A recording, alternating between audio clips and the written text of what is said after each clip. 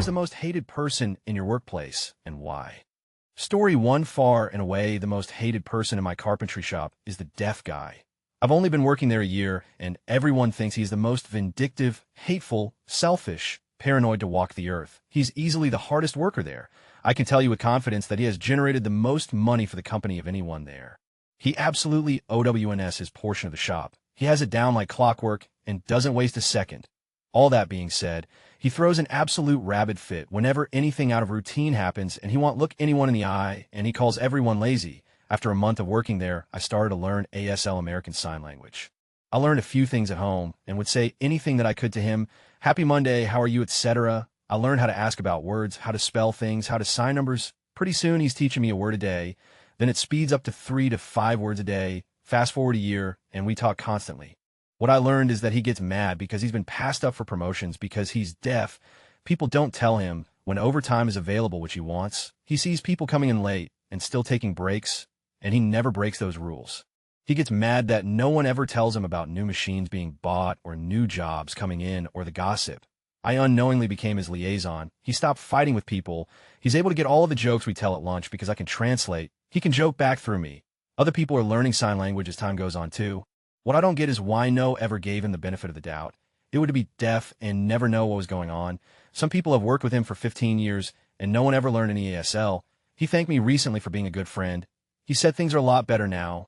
Edit, thanks for the gold kind stranger. Edit, one guy in the shop did learn some sign language. All of the insults and swear words. Story 2. We have this goober of a guy who works probably 1 full day a week. I actually get surprised if I don't have an email in my inbox in the morning of him saying he won't be in. Worst of all, though, he sits nearest to the bathroom and makes comments like, wow, you were in there a long time. Must have been a number 2 when people come out. Story 3. The update is below. Let's call him Danny. Danny doesn't wash his hands. Danny, for some reason, feels the need to not use a spoon to put in more coffee in the communal coffee maker. No, he's got to use his hands because people need to quit being afraid of germs. Danny comes out to join everyone at company lunch and sticks his germ hands down the bucket of KFC to get a piece at the very bottom. Danny came in hungover one day and just slept 8 hours at his desk. Danny doesn't flush. Danny loses every form of paperwork given to him. Danny is apparently too good of an engineer to fire. Danny's cat jumped his car one day and came to work. Danny's cat Clark has been here a year now and has become a feral. Clark did take care of the rat problem, though. Clark rolls with a random pack of coyotes now. Danny Clark is too scary for animal control to take away. Post-HR meeting, JFC, my inbox has never been more full of messages and requests for more info. Danny was a no-show today. Something about being sick, but I'm fairly sure the gout finally got him. HR didn't mention my post. Only reminded us about proper personal hygiene at the office since it continues to be an issue. Since I didn't post any company info and I'm somewhat in the clear, help me. They do want to note that no one is unfireable. Also, in the future, any complaints about anything going on in the workplace should be directly discussed with HR to be handled in the appropriate manner. Fight Club is apparently not an option. Danny will be given the same rundown we got once he comes back. He did text me a picture of his middle finger. Also, HR has talked to him twice, and a third infraction will lead to appropriate actions being taken. Once again, Fight Club is not one of those options. Apparently 90 of my coworkers are Redditors. Explains why we don't get done. My boss couldn't contain his laughter when he read through the comments. Boss told Danny, if he wasn't such a savage, we wouldn't be in this situation. Clark was last seen about a week and a half ago by the night security, who says he saw a pack of coyotes out front, followed by Clark. This was confirmed by security footage of the front gate. I work near the outskirts of town. All I'm allowed to say about where I work, I am being watched. Can't post security footage since our company logo is on both sides of our gate. I've asked Danny for a picture of Clark before he decided to be a feral, and he sent me a picture of his crack. He's a gray Maine Coon with a portion of his tail hair missing that won't grow. Clark has a brother, who we'll call Lewis, who lives with me as of a few months ago. Nothing like his brother, 1010, great to pet and give belly rubs to. 111516 Danny showed up. Has the gout, was pissed, boss grilled him, all employees grilled him. We gave him a basket of hand sanitizer, and Clark still hasn't been spotted. Enough with the violent PMs. That is not how you slide into my DMs. Final note, Clark Grumpy Cat 2020, make America stalk its prey again. The woman who would use money from our pooled tip jar to fix her pricing mistakes. Literally stealing money from her coworkers to cover her. We all hated her. Story 4, a woman who, on her first day, went around asking a series of oddly specific questions like, are you white or mixed? How old are you? Are you a religious or not? We stupidly answered them. Thinking she was just being friendly, she put on a sweet, naive demeanor. After a couple of months of sitting on her and doing nothing but lying about her knowledge base, skills, and her progress on several projects, her supervisor tries to fire her. Of course, she's union, so that's not as easy as it sounds. We find out she's filed grievances against all of us. The white male is racist, the 12 Korean. Lesbian supervisor is ageist, I'm a bigot, because I'm non-denominational Christian, and she's Baptist, the other African-American female around her same age. Was after her job. This woman literally pulled every card she had. She managed to keep her job too, but thankfully, corporate transferred her and got her out of our hair. ETA, she now has a reputation thanks to this move. She thinks she's buddy-buddy with her union president, but even he can't stand it when she calls him. Story 5. My boss wife has been given a position of authority over my department, despite having no experience or expertise in the area. But the worst part is she's an older lady and by all accounts seems to be suffering from dementia Alzheimer's. Every single email you send her or email chain she's included on, she will respond without having any understanding of what was written to her. So then you have to spend the time explaining the whole content of the chain or email to her. We have to attend meetings with her where she will spend a lot of time rambling about things that have nothing to do with our work. We have to remind her or re-explain things we talked about at the last meeting that are relevant because she doesn't remember or understand. Then the whole thing happens all over again in the next interaction with her, like it's Groundhog Day for her. Story 6. He is no longer working with us, but he is still legendary to this day. Since he is most likely on Reddit, I will refer to him as Magoo, and I both started at the same time in a science-based company. But in different departments, he looked really good on paper, well qualified, and interviewed fairly well from what I was told. I sat next to him, and we began chatting. It became pretty apparent that something was off on him. He would giggle to himself during the conversation, and immediately began one-upping me in the conversation, saying how he had something better or knew more about what we were talking about. Not a big deal. I work with scientists and engineers, being one myself, and odd personalities are the norm. Within a day or two, I knew that I was not going to enjoy my time with Magoo. Our office has a tradition of getting bagels and cream cheese every Friday as a sort of reward for a long week. I get in at 8:30. Magoo is already munching happily on a loaded bagel and giggling to himself. Not a big deal either. I get my bagel, start working Redditing, and head to the bathroom an hour later. I can see as I'm walking that Magoo is eating another bagel. Not cool. But I got into myself from time to time if there are plenty left. 15 minutes later, I see Magoo eating another bagel and trying to sneak off with it. I confront him and tell him you can't eat 3 bagels before some people have had one. He brushes it off and tries to pretend like he didn't know he had done it. This guy is in his 30s, by the way. Magoo's interests were wide and varied. Think being a part of esoteric clubs, makes his own gaming computers and brags about it. The worst part of being around him is that he takes over every conversation he is in. And he is in every conversation. He will literally walk up to a group of people, no matter what they're talking about, laughing like he heard something funny, and then interject with how he knows more about it or is expert at it. It got to the point that we would avoid him at all costs, or just leaving when he came around. Didn't matter to Magoo. He would follow you and talk about his knowledge anyway. Magoo is also a closed-eye talker. You know who I'm talking about. The kind of person who will smugly assume he knows more about what you're saying and will close his eyes and turn his head away in an exasperated measure of I can't believe I have to explain this manner. He began to get on everyone's nerves, but began getting bolder with his interjections. He interrupted the CEO of our company during an important meeting to correct him on a detail that didn't matter. Beyond this guy, he also began changing login details, since he knew a good bit on computers, for shared machines for sequencing and changing protocols without getting approval. He ordered over 10,000 in materials for an experiment that wasn't authorized to answer something he had been wondering about. Not even related to what we were doing. The last straw is when he started insulting people if they disagreed with him, including his boss. At this point, most people wouldn't even respond to him when he spoke to them, and most people just left when he came around. Even in mid-sentence, how he lasted 3 months is beyond me. But the day he was fired, we were told to stay out of the offices in case he did anything drastic. After he was gone, he asked his boss for a reference.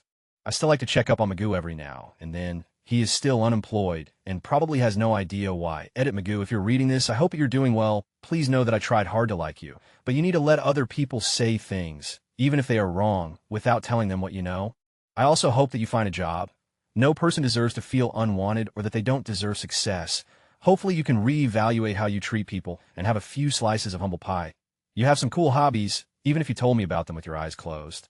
Story 7. I work in a small chiropractic clinic. 3 chiropractors for receptionists, 2 per shift. One of the receptionists literally does nothing but check patients in.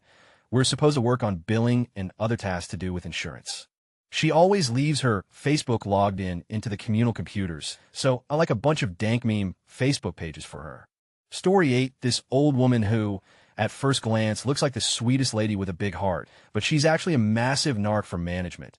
She'll hide behind rocks, pillars, around corners just to catch you on some petty. Everyone hates her, but pretends to be nice to her, because she's been there for 30 years, and one of the managers is banging her niece or something.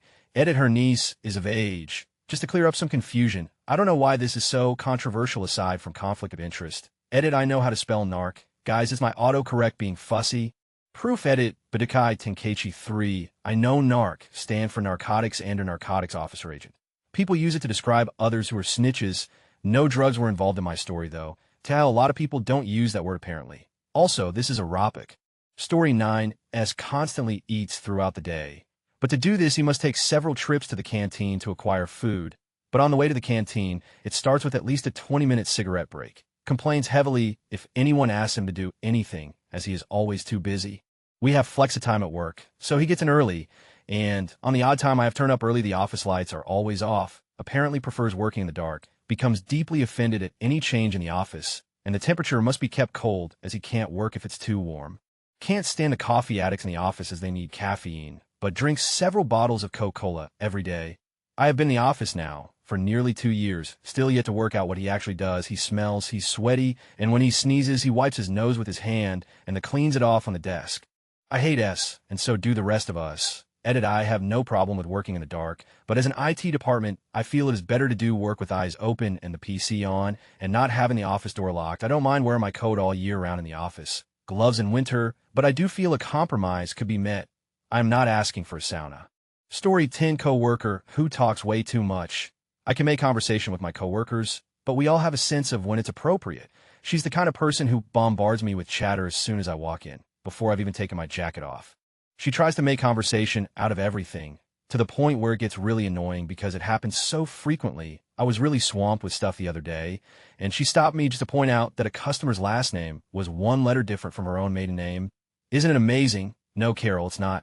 Story 11, won't name names in case this comes back to me, but he's a level 3 engineer who does absolutely nothing all day. He'll book a conference room and sit in the dark for hours. He'll sit at his desk and do actually nothing except exist. But his team, which he did not assemble and which he does not actually lead, is good enough to make him look good. So he keeps getting more responsibility. Story 12, a girl recently promoted to be an interim education director position, but she fails to leave out the interim part when introducing herself. She brings her untrained, disobedient dog to work, wears highly inappropriate clothing to a job working with kids, tells people they have to respect her because she's a director, leave her desk a mess, makes every story about her, willfully ignores safety protocols if she doesn't have time for them, had fatherly nicknames for the old boss, sat on the boss' lap at the Christmas party, kissing him on the cheek, and smiles like Ted Cruz. Story 13, our most hated person is a troll who survives off cigarettes, Diet Pepsi, and the soul she drains mine included. Some of her greatest hits telling me I am not getting any younger, therefore. My babies would be retarded. Her word, not mine, telling a delightful tale of how she once snuck into a Muslim's diet. Going on about her husband's pension and how she doesn't have to work, she just works for the fun of it. Yet she bum smokes and bus fare off people half her age. She lives to get anyone into trouble, yet she's incompetent herself. And when she's called on it, she says to err is human. Every week she threatens to quit, but nowhere would have her. Story 14, George the Joiner. Minimal number of fingers, bad personal hygiene, unintelligibly thick accent, farmer pirate, etc. This is not a man you want operating a forklift, operating machinery, or driving. If he carries something through the workshop, it's a safe bet he will utterly destroy something with his own brand of half-blind ignorance. But what a man, mysterious and enigmatic. Who is he? Where did he come from? When will he go back?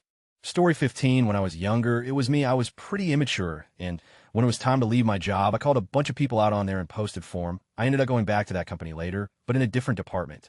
I'm not proud of my younger self in any way, but looking back, I could definitely see how miserable I was and how much of a pain in the eye was to be around. You live and you learn. Edit, wow.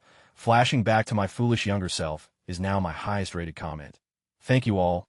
Story 16. My office has the classic argue about anything guy. I mentioned once that I had recently rewatched the movie Equilibrium. This guy butted in and announced that the movie actually sucks.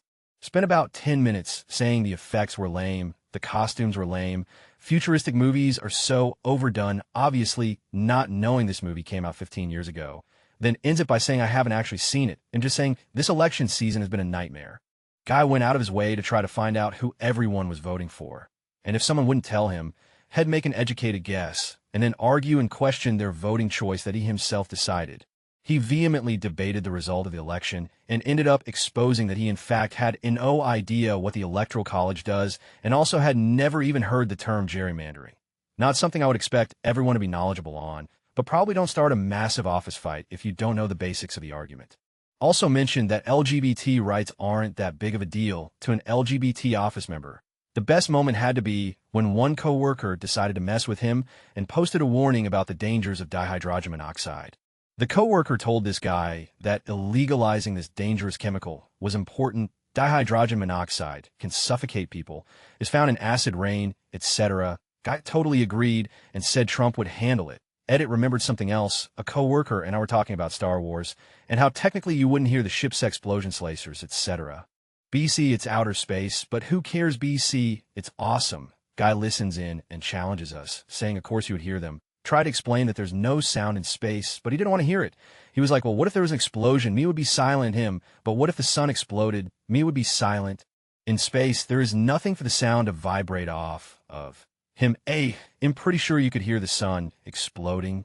Story 17, not working there anymore, but I had one coworker call him Roy, who was a POS. We worked in IT support, and Roy was considered the expert for a certain system our team managed. He was supposed to train me, but he only taught me the very basic stuff. He never told me about the plethora of problems that can occur with the system. When alerts did happen, which I had no idea what they were or how to respond to, he would chastise me and throw me under the bus. There was another incident where the boss didn't trust him to come in for an overtime shift, so I was asked to come in at a certain time to cover. I called Roy first thing in the morning and asked if he would come in. He said he would, so I went in at my normal time. Roy doesn't show and am forced to work 10 hours that day to cover his lazy. Surprisingly, the incident didn't get him fired, but he did proudly announce he found a new job a month later. The new job rescinded their offer, and he went into survival mode. He deliberately continued to train me poorly to make himself unreplaceable, but the company refused to let him stay, and that was the end of that. Story 18. Current job is a bore on this subject, so we'll go to my last. Tim was the guy everybody hated. He was lucky. We all felt bad for his quirks. Every working day, Tim punched in exactly at 8 o'clock a.m., and out at 5 o'clock p.m. In between those hours, you were lucky if you saw him working. It was because of him we no longer had Secret Santa during the holidays, catered monthly lunches or holiday bonuses. Secret Santa Tim was quite frugal, and when I say quite, I mean he was cheap as F. Every employee in the company voted the dollar amount they wanted to spend on another for the Secret Santa. The average dollar amount came out to 50. Tim's vote was 1. I recognized his shitty handwriting. Everyone, including Tim, agreed to spend around that dollar amount. When it came down to opening presents, it was clear everybody went over that amount. Tim received a pair of tickets to a Dodgers baseball game plus some Dodgers t-shirts and a hat. The tickets were face valued at $175 each. A Secret Santa had season tickets and gifted him a pair from his set. When it came down for Tim to give his gift, I wondered who he gotten. He got his desk buddy. Jessie was the sweetest girl in the office. She worked with everyone and was the most polite, respectful, soft-spoken human I've ever met. When she opened her gift, I wanted to die. He got her lingerie. Not just any lingerie, crotchless, matching bra, and without any tags. Jessie was 59 and athletic, whoever those clothes were, for was someone athletically challenged. HR had a heyday with that one. Catered lunch the last Friday of every month featured catered lunch with a short work day. It always revolved so that things never felt redundant. Mexican, Italian, barbecue, pizza, or Chinese. Tim religiously ate Mexican food. When the chosen Mexican restaurant was catering, Tim was first in line to eat. He would wait around the time clock near the patio doors, so that when 1 o'clock p.m. hit, his hand was being scanned with 1 foot out the door. When it was any of the other catered meals, he made it known that he was irritated that so-and-so were catering. May 2013, I got to choose what we were having, and I chose Italian since my birthday was the following day. Tim was seriously pissed about having Italian food. Mind you, for the next 2 months, the choices were Italian or Chinese, so Mexican was nowhere near the table. Eventually, everyone heard a bit of his ramblings, and then it hit the ears of the company chairman. They called the heads of every department in and asked about Tim's feeling and how long this had gone on for. I explained how Tim was a quirky guy, but for some reason only liked Mexican food. Next morning, there was an announcement that we were no longer having company lunches. This meant no more going home at 2 p.m. and no more lunch for the office. Everyone was pissed. Holiday bonuses, this is what got the ball rolling for Tim's demise. Our company manufactured steel products and shipped them to different distribution warehouses. Nobody in our office worked in sales, so nobody had commission-based pay. Every year before our 2-week holiday vacation, we received our last checks for the year and a bonus. The bonus was a percentage of the profits divided up between all employees. It was great. Who doesn't like more money right before the holiday season? Tim, that's who. This particular year had been a bad one for us. Profits were down 10 due to one of our distributors filing bankruptcy. So our bonuses were not as big as before, but they still equated to a paycheck's value. Everyone, other than Tim, was ecstatic they were still receiving bonuses. When Tim opened his check, broke loose. I've never seen someone so pissed about a bonus check in my life. First, he goes around asking everyone how much they received. We all received the same amount, but nobody wanted to show him their check. Then he tries to talk to his desk mates about receiving less than last year, and this is where it goes downhill. Everyone he asks tells him they received more than last year's amount. You can see where this is going now. After everyone's gone for the day, and a few of us stay to clean up the holiday party mess, Tim rushes the company owner and lays it into him on why he received a lower bonus, that he feels undervalued. He should be asking for a raise. We can hear him yell through a closed window to the outside. The holidays pass, and Tim is as happy as ever. All department heads get called in what seemed like a normal Monday after the holidays meeting, and we're told the yearly bonus structure will no longer continue at our branch. Everybody knew why. A month later, Jesse finally got him fired after bringing light to several harassment instances revolving around Tim. Last I heard, he moved to Kansas to live closer to his family. Edit wow. This really took off with a few people. Before the new year, I was already in exit plan mode after an acceptance at a larger company. I made it clear with the owners months beforehand, so they weren't shocked. March 2014, I officially left, which was about a month after Tim. Many of my coworkers were older than me and could basically be my parents if you looked at the ages, so I didn't have an outside work relationship with anyone. However, I Facebook messaged an old coworker who's still there to get some update for you guys. They'll update once I have new information. Update, so looks like everything is back to normal, and the company chairman reinstated all the perks right after Tim was fired. The department heads had a meeting with the chairman and concluded Tim was the issue to all of this. The chairman agreed to reinstate the bonus structure, and now, when Mexican food is ordered, there are always leftovers to take home. Bonus story, the coworker I talked to was called by a competing company as a reference for Tim a few years back. It just so happened that he answered the phone and worked the appropriate department. After a few weeks, the hiring agent called him back, thanking him for his answers, and that Tim didn't make it through the probationary period. He was the worst candidate they had that was most qualified on paper. He didn't believe Tim lasted all the years we had him. In the 2 weeks he was there, he managed off every coworker there. Amazing, Tim. Story 19, we had a manager who was one of those authoritarian, retentive types that just had a negative outlook on things in general. She was shrill and petty, and I found out later she told another coworker manager that I would never amount to much of anything after I interviewed for a promotion with her and that other manager. After she left and that other coworker got his own team, guess who was the first person he brought on board and was eventually his first promotion? I not only outlasted her, but earned 3 Employee of the Quarter awards. Other managers hated her too, and at one point one of them stuck a fish in the ceiling above her office and just left it there as it started to rot and stink up the space. They would just snicker as they walked by her office while she was lighting candles or air fresheners. Story 20, so, just from today, this showed up 4 hours late because he overslept. He started a 1,000-word piece he had to write it to and only has 114 words in the document currently. A few hours in, he went into the back room and just chilled on Reddit for an hour. He has 8 things on his to-do list, and he's barely started the first one. This is a normal occurrence at least once or twice a week. And then he scrambles on the other days to try and catch up so he can slack off later. He always makes his deadlines, but the non-deadline items can be put off for months. I fired him, but I'm self-employed and I need the money. Story 21, not a specific person, so much as a group of them. But in the factory world, it is generally the temps. They're always an interesting group of characters. Our current batch includes a quiet dude who is a good worker and decent overall, but quietly sings and mumbles to himself and always has a vacant, dead look in his eye. No one hates him. He's just kind of spooky. A girl with a wonky eye who openly tells people she's on dope and doesn't have custody of any of her kids. and randomly interject personal questions while you're working with her. Always on her phone against factory policy, and wanders away into the bathroom for long periods of time. A passive-aggressive terror of a lady who's catty towards all the other girls, then plays dumb and cock-teases guys into doing her work for her. Honorable mentions who were shit-canned. Wolverine, a middle-aged balding guy who wore button-downs with torn-off sleeves, with the top buttons open to expose his manly chest hair. Total perv who hit on 18-year-old me constantly, and then call me a, would touch the operator's machine settings, which is ground for a shanking. Some 20-something kid who was being let out of prison to work. He wore this shirt that said, "Cool story, babe. Make me a sandwich every night." He never shut up, claimed he had his own business, and would tell stories about how he ended up producing 7 children by different women while still currently married to the first one. Edit added more detail. Memory lane right here. Story 22. Everyone in my workplace is fantastic. I work with nothing but professionals, and management is the way it should be. The guy on the other side of my cube wall chews with his mouth open, loudly, and frequently. He's the most hated by me. Story 23. Let me tell those of you who scrolled down this far about Supervisor Chef Bob. We all hated Bob. Bob wasn't team player, you see. When we were swamped, everyone would skip breaks, except for Bob. We would all help whoever was falling behind. Except Bob. Bob did his own thing and left you to the wolves. Bob always pointed out what you did wrong, or what you'd lazily. Eventually, Bob started helping me a little when I would fall behind. I thanked him once for grilling a steak for one of my orders, and I made the mistake of telling him that steaks are my weak spot. I had trouble overcooking them.